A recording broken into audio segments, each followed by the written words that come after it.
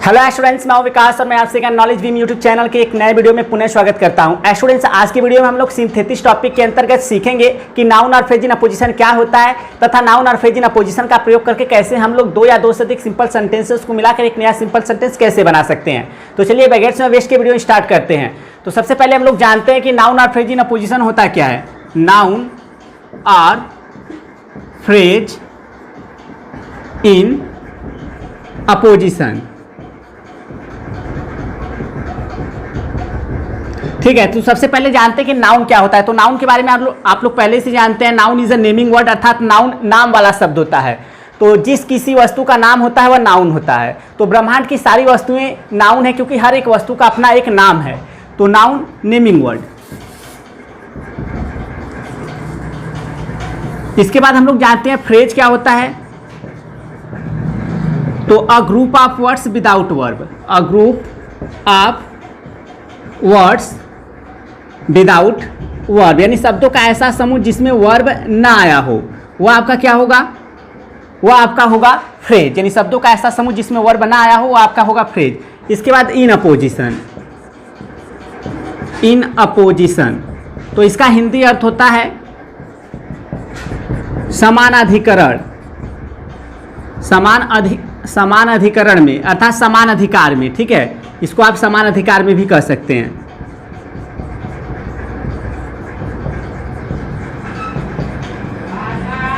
अब देखिए, इसमें ज़्यादा कुछ नियम नहीं है, बस आप इन पॉइंट से ही अच्छी तरह से समझ जाएंगे। जो नाम रखा गया है इसी को अगर आप समझ लेंगे तो आप आसानी से नाउन और फ्रेज इन अपोजिशन का प्रयोग करके दो या दो से अधिक सिंपल सेंटेंसेस को मिलाकर एक नया सिंपल सेंटेंस बना सकते हैं।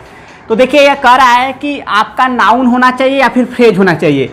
यानी नाउन हो अथवा शब्दों का एक समूह, यानी कि फ्रेज हो, इन अपोजिशन मतलब समान अधिकरण में होना चाहिए। तो कैसा कर रहा है, जैसे कि आपका जो सेंटेंस दिया जाएगा, मान लीजिए आपका यहाँ पर एक सेंटेंस दिया गया है, इसका जो सब्जेक्ट है या फिर ऑब्जेक्ट है, ठीक है, जो सेंटेंस दिया गया है उसका जो सब्जेक्ट है या फिर जो ऑब्जेक्ट है, मान लेते हैं कि इसके सब्जेक्ट के समान अधिकरण वाला शब्द आपको नाउन के रूप में भी देखने को मिलेगा या तो फ्रेज के रूप में देखने को मिलेगा। जो सेंटेंस दिया जाएगा उसी के सब्जेक्ट या ऑब्जेक्ट के समान अधिकरण वाला शब्द आपको उसी वाक्य में या दूसरे वाक्य में नाउन के रूप में देखने को मिलेगा या फ्रेज के रूप में देखने को मिलेगा।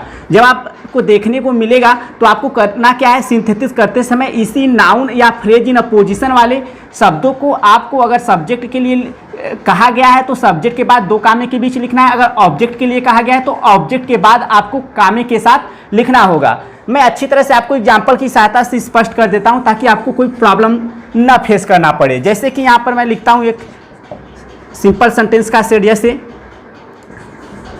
सूरदास वाज अ फेमस, तो हिंदी पोएट, ठीक है, फेमस हिंदी पोएट। इसके बाद दूसरा सेंटेंस लिखता हूं, ही वाज ब्लाइंड, वह अंधे थे, ठीक है। तो Surdas was a famous Hindi poet, Surdas एक प्रसिद्ध हिंदी के कवि थे, ही वाज ब्लाइंड, वह अंधे थे। तो देखना आपको यह है कि जो आपको सेंटेंस दिया गया है उसके सब्जेक्ट या ऑब्जेक्ट के समान अधिकरण वाला शब्द उसी वाक्य में आएगा या दूसरे वाक्य में आएगा, और वह समान अधिकरण वाला शब्द किस रूप में देखने को मिलेगा, चाहे तो नाउन के रूप में या फिर फ्रेज के रूप में। तो यहाँ पर देखेंगे इस वाक्य में हमारा जो सब्जेक्ट है सूरदास, सूरदास के समान अधिकरण वाला शब्द क्या आया है, अ फेमस हिंदी पोएट, एक प्रसिद्ध हिंदी के कवि। एक प्रसिद्ध हिंदी के कवि कौन है, जाहिर सी बात है सूरदास। तो अ फेमस हिंदी पोएट, यानी कि यह समान अधिकरण वाला शब्द किसके है, सूरदास के, क्योंकि एक प्रसिद्ध हिंदी का कवि कहने से किसका बोध हो रहा है, सूरदास जी का। तो यही है आपका जो है समान अधिकरण वाला शब्द, इसी को आपको उठाना है और दो कामे के बीच आपको लिख देना है। तो यह देखेंगे किस रूप में मिला, आपको फ्रेज के रूप में मिला।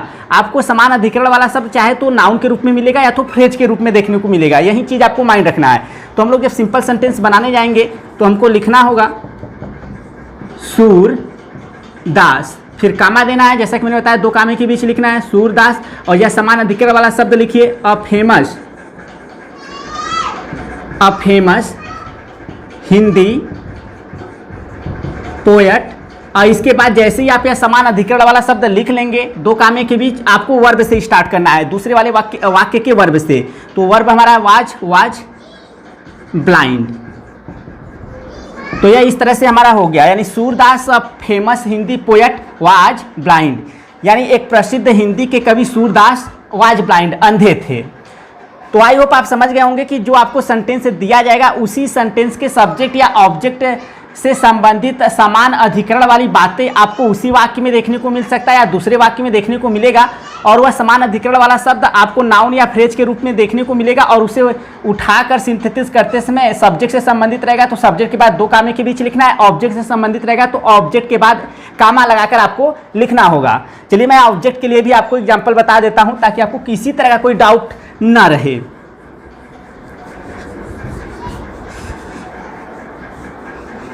ठीक है, तो मैं ऑब्जेक्ट से भी रिलेटेड आपको एग्जांपल बता देता हूं, जैसे राम किल्ड रावण, राम ने रावण का वध किया या रावण को जान से मारा। Ravan was the king of, Ravan was the king of Lanka, यानी रावण जो है लंका का क्या था, राजा था। तो देखते हैं राम किल्ड रावण, राम ने रावण का वध किया, Ravan was the king of Lanka, Ravan Lanka का राजा था। तो देखेंगे यहाँ पर राम के बारे में, राम के समान अधिकरण वाला कोई शब्द नहीं है, यानी कि राम के समान अधिकरण वाली कोई बातें नहीं बताई गई हैं, लेकिन रावण के समान अधिकरण वाली बातें बताई गई हैं। इस वाक्य में देखेंगे तो आपको देखने को मिल जाएगा, आपको पहले वाक्य में भी देखने को मिल सकता है, पहले में नहीं मिलेगा तो आपको दूसरे में किसी न किसी एक वाक्य में देखने को मिलेगा समान अधिकरण वाला आपको शब्द। तो यहाँ पर the king of Lanka, Lanka का राजा, तो लंका का राजा कौन है, रावण है। तो यह लंका का राजा समान अधिकरण वाला शब्द किसके लिए है, रावण के लिए। और यह किस रूप में आया, the king of Lanka, phrase के रूप में। देखेंगे उसमें कोई वर्ब नहीं है, ठीक है, तो फ्रेज के रूप में या नाउन के रूप में आपको देखने को ही मिलेगा।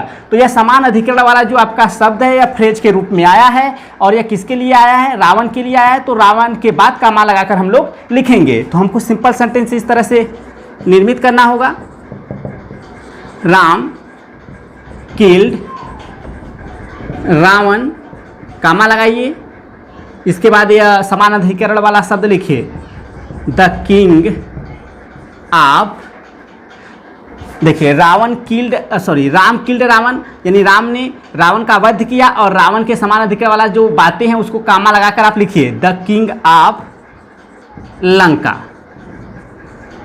बस आपको इस तरह से बनाना है, Ram killed Ravan the king of Lanka, यानी राम ने लंका के राजा रावण का वध किया या जान से मारा।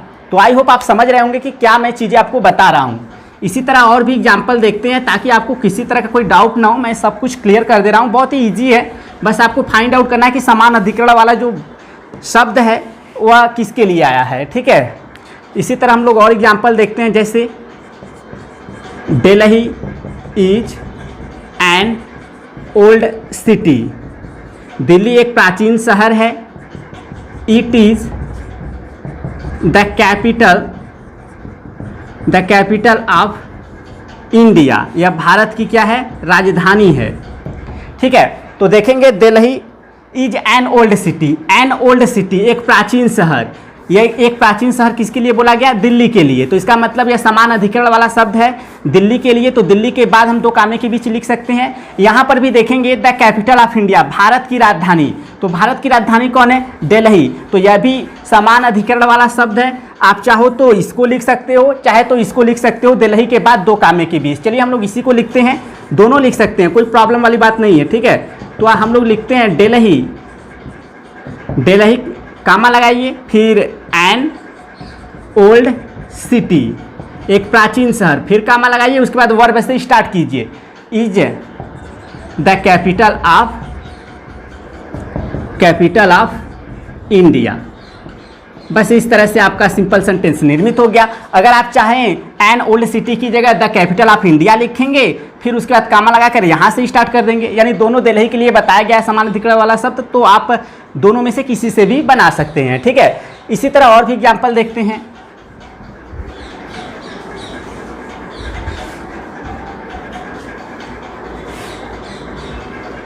जैसे इसी तरह और भी एग्जाम्पल देखते हैं। Ravi is my teacher, Ravi मेरे अध्यापक हैं। ही लिव्स इन दिल्ली, वह दिल्ली में रहते हैं। तो देखेंगे Ravi is my teacher, Ravi मेरे अध्यापक हैं। मेरे अध्यापक यानी नाउन के रूप में आपको देखने को मिल रहा है। यह मेरे अध्यापक से किसका बोध हो रहा है? रवि का। तो यह रवि के समान अधिकरण वाला शब्द है माई टीचर। तो हम लोग क्या करेंगे? सिंपल सेंटेंस बनाएंगे। तो इसी को रवि के पास दो कामे के बीच लिखेंगे। तो लिखना होगा रवि। देखिए आपको समान अधिकरण में जो समान अधिकार वाला जो शब्द देखने को मिलेगा, चाहे तो नाउन के रूप में देखने को मिलेगा या तो फ्रेज के रूप में देखने को मिलेगा। यही चीज़ आप माइंड रखिएगा। तो रवि, इसके बाद कामा लगाकर हम लोग लिखते हैं माई, रवि माई टीचर, फिर कामा आपको लगाना है, उसके बाद वर्ब से लिव्स इन दिल्ली, यानी मेरे अध्यापक रवि दिल्ली में रहते हैं। इस तरह से आपका बन गया सिंपल सेंटेंस। चलिए कुछ और भी एग्जाम्पल मैं आपको शो करता हूँ, बहुत आसान है। ठीक है, चलिए इस बार 3 सेंटेंस का देखते हैं। बाबर डिफीटेड लोदी, बाबर ने लोदी को हराया। बाबर वाज अ तुर्क, बाबर एक तुर्क जाति का था या तुर्क था। Lodi was the emperor of India, Lodi Bharat का सम्राट था। तो बाबर डिफीटेड लोदी, बाबर ने लोदी को हराया। बाबर वाज तुर्क, देखिए बाबर के समान अधिकार वाला शब्द क्या है? अतुर्क, यानी अतुर्क किसके लिए बोला गया है? बाबर के लिए। तो हम लोग बाबर के पास अतुर्क लिखेंगे। Lodi was the emperor of India, Lodi Bharat का सम्राट था। तो भारत का सम्राट किसके लिए बोला गया है? लोदी के लिए। तो हम लोग लोदी के पास लिखेंगे। तो हमको इस तरह से सिंपल सेंटेंस बनाना होगा। लिखना होगा बाबर, बाबर के समान अधिकरण वाला शब्द जो है वह अतुर्क है। किस रूप में आया है? नाउन के रूप में। तो हमको लिखना होगा बाबर अतुर्क, इसके बाद कामा लगाना है, फिर हमको वर्ब से स्टार्ट करना है। डिफीटेड लोदी, अब लोदी के समान अधिकरण वाला शब्द क्या है? The emperor of India. किस रूप में आया है? फ्रेज के रूप में। शब्दों का एक समूह है। अतुर्क डिफीटेड लोदी, कामा लगाकर द एम्परर ऑफ इंडिया, यानी एक तुर्क बाबर लोदी को, भारत के सम्राट लोदी को पराजित किया या हराया। एक तुर्क बाबर भारत के सम्राट लोदी को क्या किया? पराजित किया। तो इस तरह से आपको बनाना है, बहुत ही आसान है। चलिए और भी मैं आपको 1-2 एग्जाम्पल शो कर देता हूँ।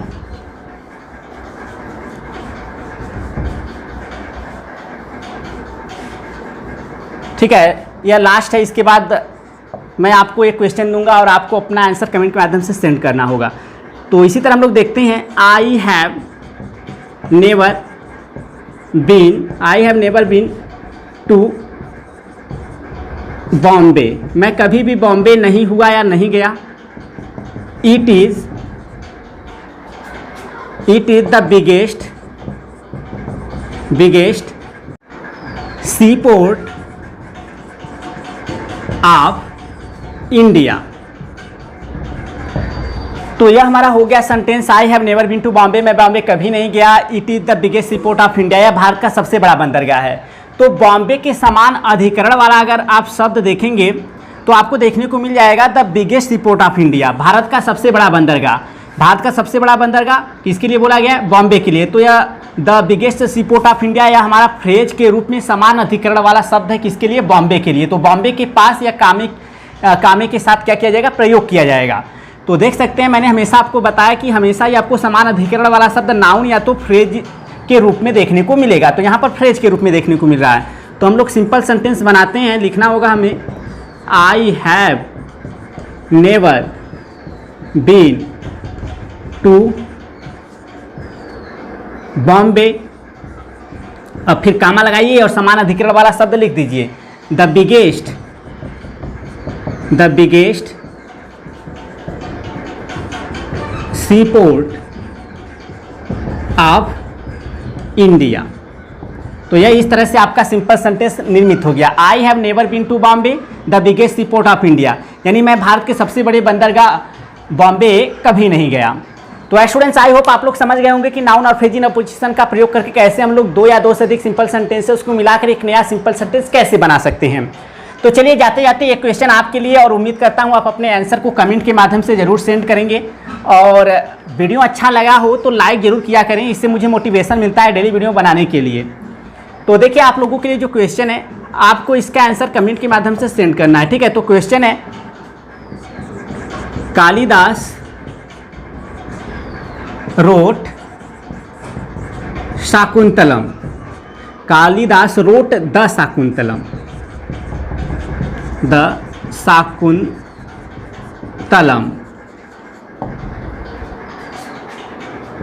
ही वॉज अ ग्रेट पोएट, वह एक महान कवि थे, ठीक है। तो यह आपका क्वेश्चन है और आपको इसे नाउन और फ्रेज इन अ पोजीशन का प्रयोग करके एक सिंपल सेंटेंस में कंबाइन करना है और आपको अपने आंसर को सेंड करना है कमेंट के माध्यम से। तो आई होप आपको वीडियो अच्छा लगा होगा। वीडियो अच्छा लगे तो लाइक जरूर किया करें और चैनल पे पहली बार आए तो चैनल को सब्सक्राइब भी कर लीजिए। तो मिलते हैं नेक्स्ट वीडियो में, तब तक के लिए thank you so much for watching this video.